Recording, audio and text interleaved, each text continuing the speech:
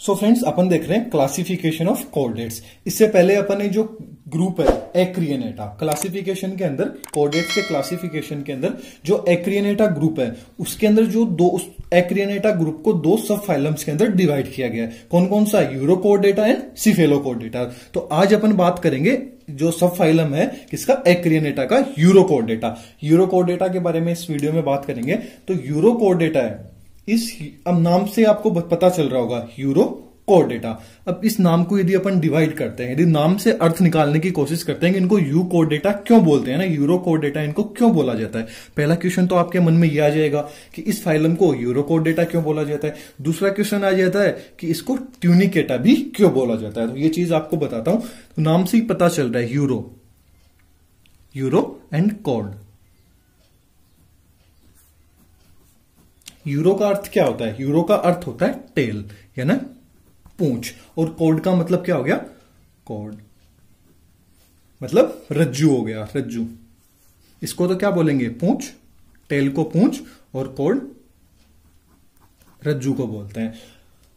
अब इनको क्या होता है, ये इनके अंदर जो नोटोकोड होती है, यानी जो यूरो कोऑर्डिनेटा के जो मेंबर्स होते हैं, इनके अंदर जो नोटोकोड होती है, वो नोटोकोड क्या होती है? जो फ्री स्विमिंग करते हैं ना, स्वतंत्र तैरने वाले जो लार्वा होते हैं, उन लार्वा की पूंछ के अंदर पाई जाती है। कहां पाई जाती है? पूंछ के अंदर पाई जाती है। इसलिए इनको क्या बोला जाता है? यूरो कोऑर्डिनेटा। तो इनको यूरो कोऑर्डिनेटा क्वेश्चन पूछ लिया जाता है कि इन्हीं को यूरो कोऑर्डिनेटा ही क्यों बोला जाता है। तो इनको यूरो कोऑर्डिनेटा इसलिए बोला जाता है क्योंकि इनके अंदर जो स्वतंत्र तैरने वाले जो लार्वा होते हैं, उनके अंदर जो नोटोकोड होती है ना, नोटोकोड, इनके अंदर नोटोकोड कहां पे प्रेजेंट होती है?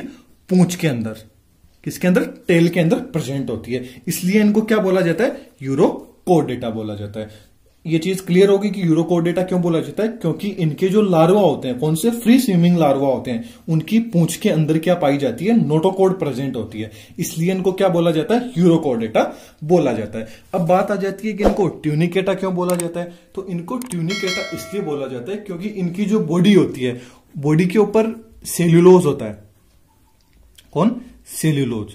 बॉडी के ऊपर सेल्यूलोज के समान ही क्या होता है? ट्यूनिसिन का कवच बना रहता है इनके ऊपर। सेल्यूलोज के समान ही किसका कवच बना रहता है? ट्यूनिसिन का। ट्यूनिसिन का कवच बना रहता है। और ये क्या होता है? ट्यूनिसिन का कवच बना रहता है, इसको क्या बोलते हैं? ट्यूनिक भी बोल देते हैं, या क्या बोल देते हैं? टेस्ट। तो जो कवच बना रहता है उस कवच को क्या बोलते हैं? टेस्ट बोल देते हैं। और यह क्या बोल देते हैं? ट्यूनिक। ठीक है। तो ये क्या होते हैं? फिर समूह के अंदर रहते हैं, ग्रुप में रहते हैं, इसलिए इनको क्या बोला जाता है? ट्यूनिकेटा। अब क्या हो गया कि इनका जो शरीर होता है, शरीर सेल्यूलोज के समान ट्यूनिसिन से कवच द्वारा क्या होता है? घिरा रहता है, जिसको क्या बोलते हैं? टेस्ट या ट्यूनिक बोल देते हैं। और क्या होता है? ये जंतु ग्रुप समूह के अंदर रहते हैं, ग्रुप बना के रहते हैं, इसलिए इनको क्या बोला जाता है? ट्यूनिकेटा बोला जाता है ना। ट्यूनिसिन आवरण वाले जो जीव होते हैं वो एक जगह इकट्ठे हो जाते हैं, है ना, एक जगह अपना समूह बना लेते हैं, तो उनको क्या बोला जाता है? ट्यूनिकेटा बोला जाता है। अब क्या होता है? ये जो यूरो कोऑर्डिनेटा के जो मेंबर्स होते हैं, ये क्या कहां पाए जाते हैं? समुद्री जल के अंदर पाए जाते हैं। कहां पाए जाते हैं? समुद्री जल के अंदर। ये भी चीज पूछ ली जाती है, तो कोई नोट्स लिखने वाला है तो लिख भी सकते हैं। ये कहां प्रेजेंट होते हैं? समुद्री जल के अंदर प्रेजेंट होते हैं। आने वाले टाइम में मैं आपको नोट्स भी प्रोवाइड कराऊंगा, तो आप चैनल को सब्सक्राइब जरूर कर लीजिए ताकि आपको नोट्स मिल जाए कोऑर्डिनेट्स के। बहुत ही जल्द कराऊंगा, जैसे ये सीरीज पूरी हो जाएगी, पूरी होने के बाद जस्ट आपको नोट्स प्रोवाइड करा दिए जाएंगे। अब बात आ जाती है कि ये जो इस संघ की है ना, ये जो सब फाइलम है, इस सब फाइलम के जो जंतु होते हैं वो या तो एकल रहते हैं या निर्वही रूप से कहां पे पाए जाते हैं? चट्टानों के ऊपर चिपके रहते हैं। कहां चिपके रहते हैं? चट्टानों के ऊपर भी चिपके रहते हैं। और इनकी जो आहार नाल होती है ना, इनकी जो एलिमेंट्री कैनाल है, कौन? आहार नाल। एलिमेंट्री कैनाल होती है, वो कैसी होती है? यू आकार की होती है। कैसी आकार की होती है? इनकी एलिमेंट्री कैनाल कैसी होती है? यू आकार की होती है। और क्या होता है? इनके अंदर जो पोषण की विधि होती है ना, न्यूट्रिशन की जो विधि होती है, कौन सी होती है? सीलियरी, या ना पक्षमाभी प्रकार की। इनमें पोषण किस प्रकार से होता है? सीलिया के द्वारा। कैसी होती है? सीलियरी, या ना पक्षमाभी होती है ना। इनमें क्वेश्चन पूछ लिया जाता है कि जो सब फाइलम यूरो कोऑर्डिनेटा के जो मेंबर्स होते हैं वो पोषण किसके द्वारा करते हैं। तो वो पोषण कौन सी विधि के द्वारा कहते हैं? सीलिया के द्वारा।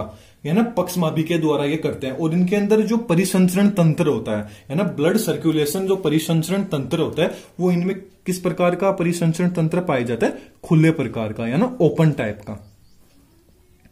ओपन टाइप का रक्त परिसंचरण तंत्र पाया जाता है। तो रक्त परिसंचरण एक तो ओपन प्रकार का होता है और एक क्या होता है? क्लोज प्रकार का होता है। तो ओपन प्रकार का तो क्या होता है कि जो जीव होता है उसके अंदर जो ब्लड का सर्कुलेशन होता है वो खांच के रूप में ऐसे ऐसे बनी रहती है, ऐसे ऐसे खांचे बनी रहती है, उनके अंदर क्या होता है? ब्लड का सर्कुलेशन होता है। और जो बंद प्रकार का होता है यानी क्लोज प्रकार का होता है, उसके अंदर जो वाहिनियां वाहिकाएं होते हैं उनके द्वारा ब्लड का सर्कुलेशन यानी परिसंचरण तंत्र होता है। और इनका जो हार्ट होता है, इनका हार्ट कहां पे प्रेजेंट होता है? सरफेस सतह पे। हृदय होता है इनका, वो कहां पर प्रेजेंट होता है? वेंट्रल सरफेस के ऊपर। किसके ऊपर? वेंट्रल। हृदय वेंट्रल सरफेस के ऊपर, वेंट्रल सतह के ऊपर क्या होता है? प्रेजेंट होता है। और इनके अंदर जो शोषण वर्णक है ना, रेस्पायरेशन जो पिगमेंट होता है ना, शोषण वर्णक। अब ये भी पूछ लिया जाता है, एक शॉर्ट नोट के अंदर पूछ लिया जाता है कि जो यूरोकोर्डेट्स होते हैं उनके अंदर जो रेस्पायरेशन वर्णक होता है ना, रेस्पायरेटरी जो पिगमेंट्स होता है वो कौन सा होता है? तो वो होता है वेनेडियम। कौन सा होता है? वेनेडियम। इंपॉर्टेंट चीज है, याद रखने वाली चीज है, याद रखिएगा आप। कौन सा होता है? वेनेडियम होता है। और इनका जो उत्सर्जन होता है ना, उत्सर्जन के लिए, उत्सर्जन किसके द्वारा होता है?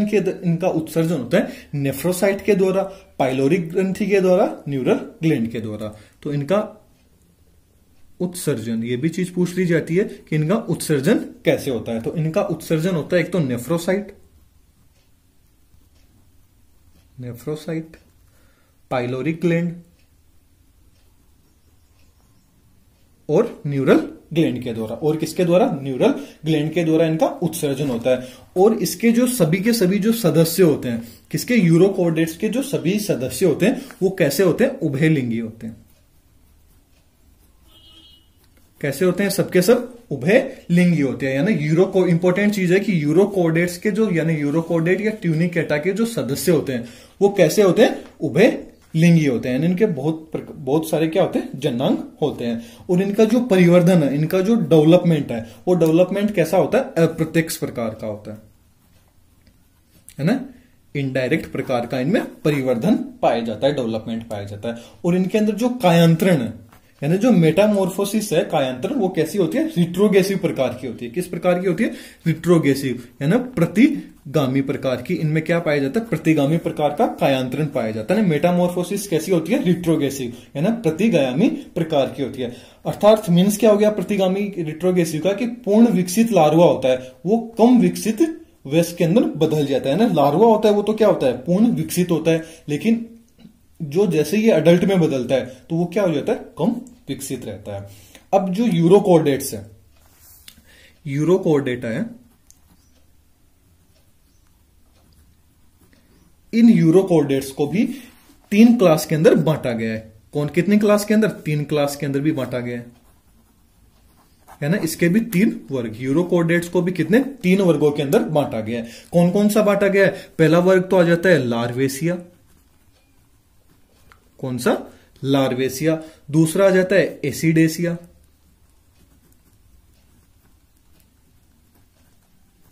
लार्वेसिया, एसिडेसिया एंड थैलेसिया।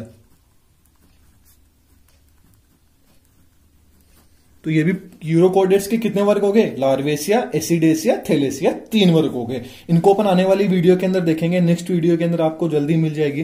तो आप चैनल को सब्सक्राइब कर लीजिए और वीडियो पसंद आई है तो लाइक जरूर करके जाइए। Thank you friends.